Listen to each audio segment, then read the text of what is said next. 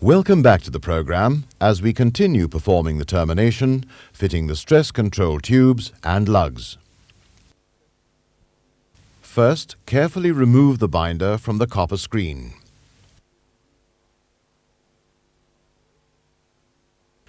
Using the cleaning fluid and pad supplied, soak the cotton cloth in fluid and then thoroughly clean the cores. Once cleaned, take care not to touch the insulation with your hands. Measure a distance of 30 mm from the end of the copper screen and mark this point with the thumbnail, which will prevent contaminants from touching the screen. Next, the stress control tubes are fitted. Slide the tube, which should be clean and free from dust, over the core to the mark.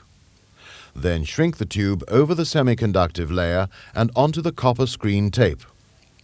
Heat evenly from the bottom end upwards to ensure that all the stress control sealant has melted. During the operation, keep the flame moving continuously to avoid scorching the tube. Fit the remaining tubes using the method just demonstrated. When correctly fitted, all the tubes should be smooth with no air trapped under the surface of the tubes. Using a piece of clean mutton cloth, wipe off any excess sealant from the ends of the tubes. Now we look at the procedures for fitting the lugs. Using the appropriate lugs, first plug the lug cavities with a pellet of SFTS tape to prevent the ingress of moisture into the cavities. Then, fit the lugs over the exposed conductors.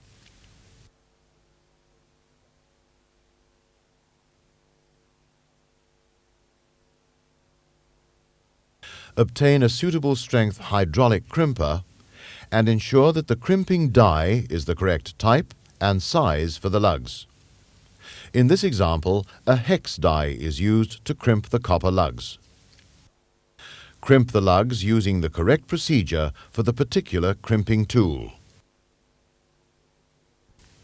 Repeat the crimping procedure for the remaining lugs. Wrap several layers of grey SFTS tape over the barrel of each lug, applying the tape evenly until it matches the thickness of the X.L.P.E insulation, thus creating a moisture seal. Next, wrap a layer of SFTS tape over the end of each spout of the cable boot as demonstrated. The grey anti-tracking tubes are now fitted by sliding a tube over each core. Each tube must be positioned in such a way that the lower end covers the tape over the boot spout and the upper end covers the tape over the lug. The tubes are now ready for shrinking. As a heat source, we recommend an LP gas torch, adjusted to give a soft blue flame with a yellow tip. Shrink the tubes as demonstrated. Notice that heating commences at the bottom and work progresses uniformly around and upwards. This method of applying heat prevents hot air from being trapped under the surface of the material. The torch should be moved continuously so as to apply heat evenly to the surfaces and to prevent overheating. An even shrink will result. This concludes the indoor termination.